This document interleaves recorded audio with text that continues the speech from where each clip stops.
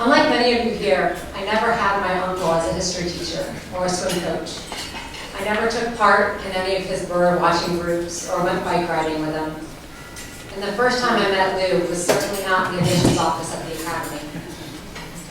That said, I can say, without a doubt, that my Uncle Lou knows more about history and is more passionate about the academy than anyone I've ever met. As many of you know, Lou collects beer steins, high-wheel bicycles, old books, and about anything and everything that has to do with the War of 1812. From as far back as I can remember, every visit to Uncle Lou's house involved a tour of his many collections. And he was always so excited to show you his newest acquisitions. Maps of Ohio prepared in the 1800s, old books, historically significant paintings.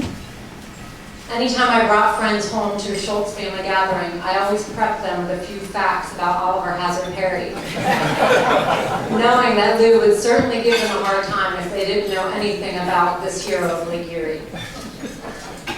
Lou was also known for his spontaneous field trips to random historic sites. Any location labeled with a plaque was fair game. When Lou drove the swim team up to Canton for the state meet, they would sometimes swing by Marion, Ohio, and visit the home of Warren Harding for a pep talk. And once they got to Canton, Lou would take the team to McKinley's tomb every day for good luck. Growing up, my brothers and cousins and I experienced similar detours and spontaneous history lessons. We were all Lou's students of history. Now, I'm not really that interested in the War of 1812. I'm more of a Lewis and Clark girl myself. But, you know, to hear Uncle Mike talk, I call him Uncle Mike, to hear Uncle Lou talk, to see his enthusiasm as he recounts these random historic events and shows you his treasured artifacts, you can't help but get excited too. It's never boring to hear Lou talk. Rather, it's cool to be near someone who's so enthusiastic. Lou is so passionate about history that it makes you want to ask questions and learn more.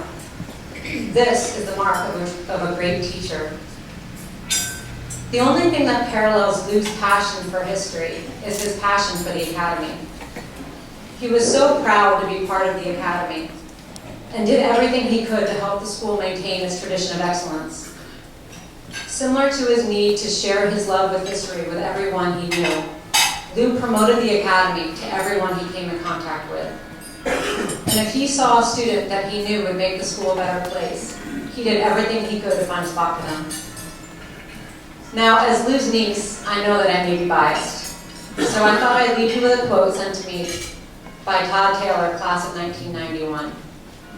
When I asked Todd what he thought of Lou Schultz, he wrote, quote, "Lou is the reason I went to the academy. We worked hard for Lou. It was one of those great combinations of doing it for yourself, but also doing it to make someone proud. There are very few people in this world outside my family to whom I owe great tribute, and who have made my life substantially better than it otherwise would have been. Lou is the academy." And on this note, please help me in welcoming my uncle, Lou Schultz.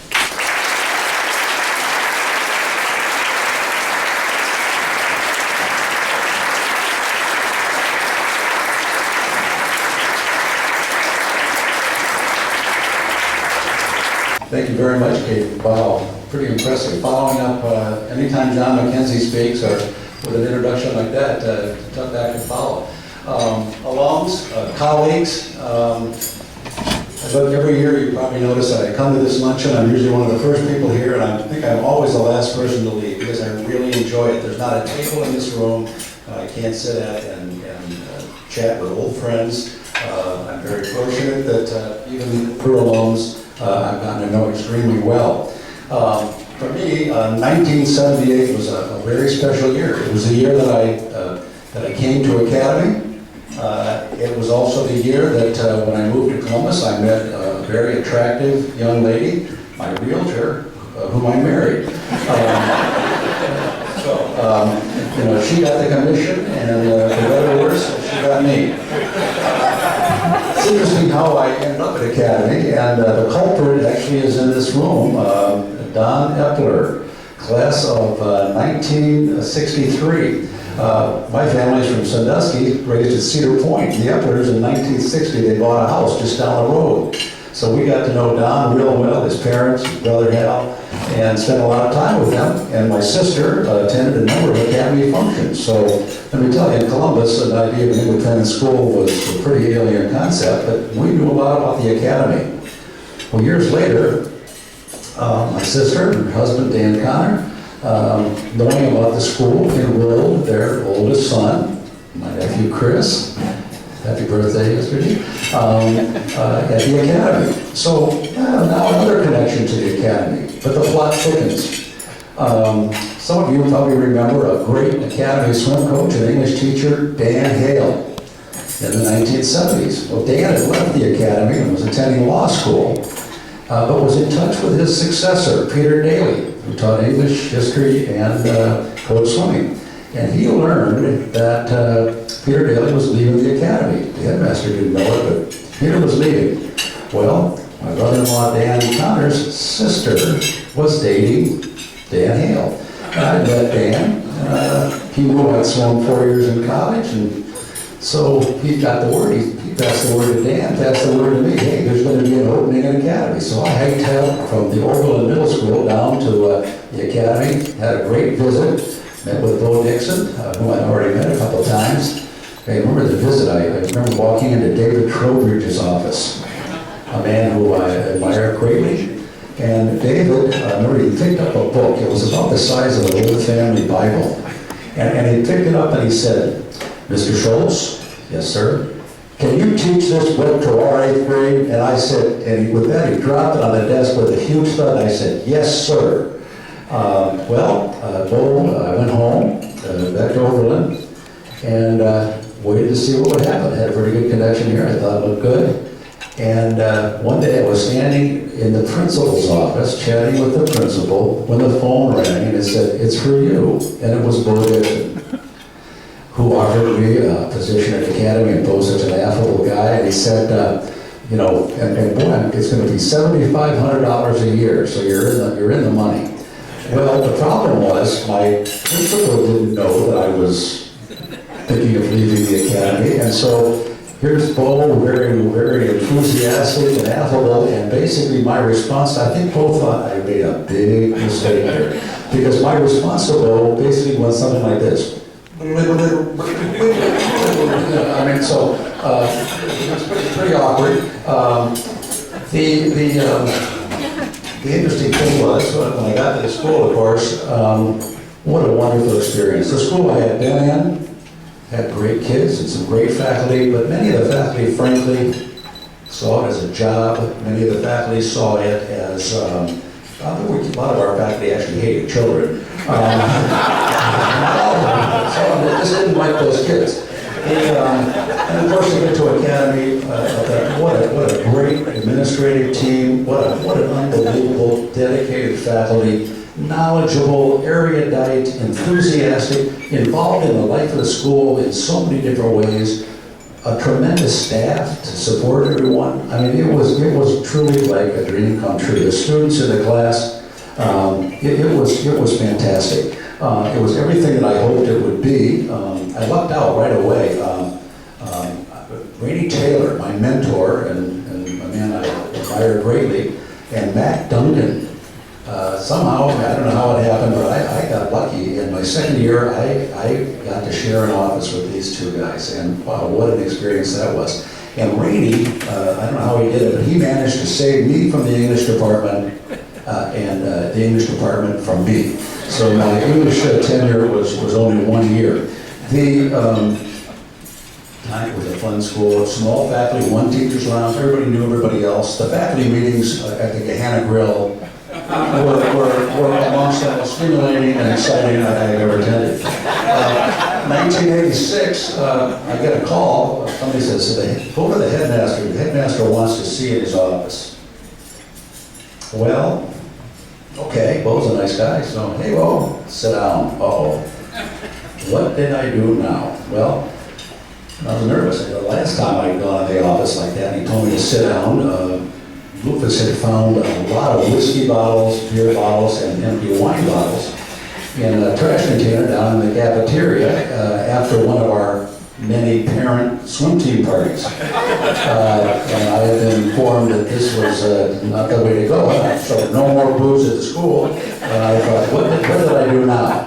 Well, those that sit down, he said, the next thing was, how would you like to become the director of admissions? Out of the blue. I think they interviewed a lot of people and then turned it down, and I think somehow they got I could do it. They had raised so much money as a swim coach that they thought I had some organizational skill.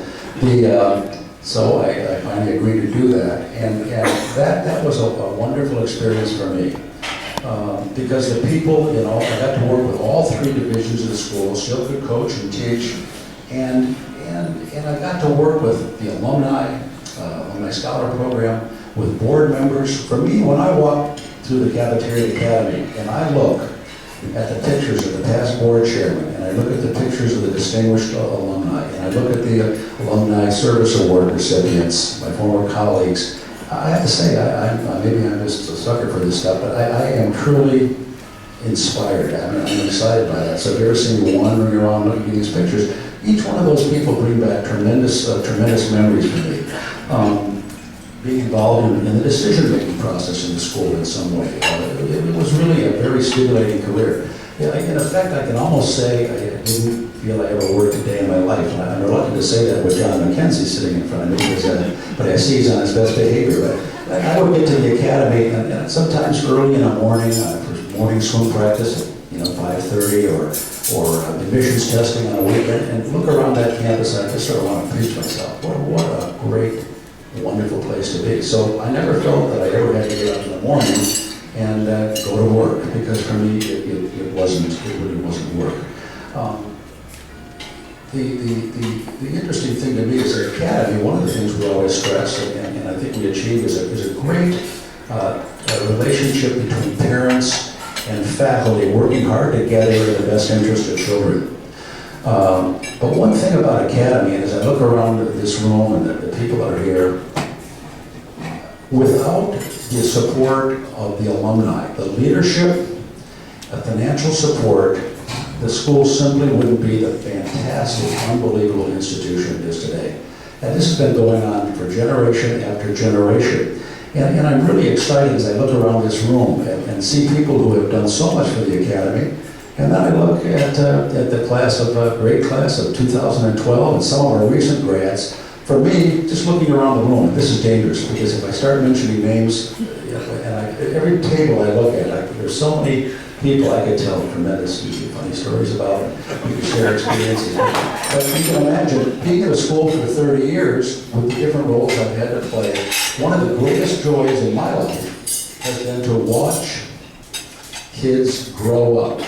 Start, the 4-year-old, 5-year-old, grow up, graduate, go on to their careers. It's hard to believe that chairman of the board of trustees was once in my 8th grade class. Jimmy Clainville was in that class. I can remember all these kids.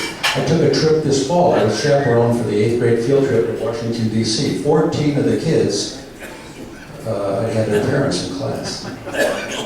That's fun. I feel like Mr. Chips. And the fun thing was, a number of times at the admissions office and on this trip, I had a chance to talk to kids about their grandparents, in some cases whom they'd never known, and actually in some cases about their great-grandparents. And so for me, that the theme of the passage of time, the passing of the torch, from generation to generation, is truly, truly exciting. For me, obviously, the 1970s and 80s were truly the good old days. But my grandchildren, Ben, who graduated last year, Ben Meacham, and Annie Meacham, who was in the class of 2015, these are the good old days. And thanks to the support of the people in this room, I suspect that the good old days for the Columbus Academy are yet to come. Thank you all for being here. Thanks for my colleagues. It's great to see you. I wish I could spend more time with each one of you. Jonathan, members of the Alumni Board, thank you very much.